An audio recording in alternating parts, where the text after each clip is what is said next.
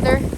There's a drain way over there on the road, the street, and so the excess water comes down, and this one doesn't have a bubbler, I don't think. Let me look over here.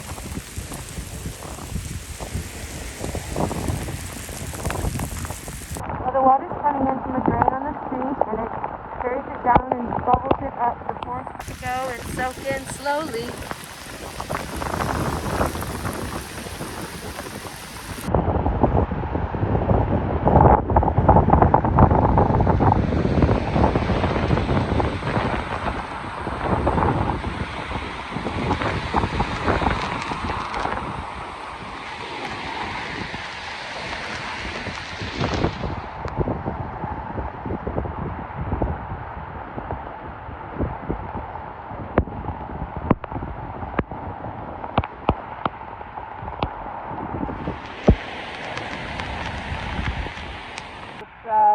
A lot of rain right now, so kind of collecting, but it'll soak in.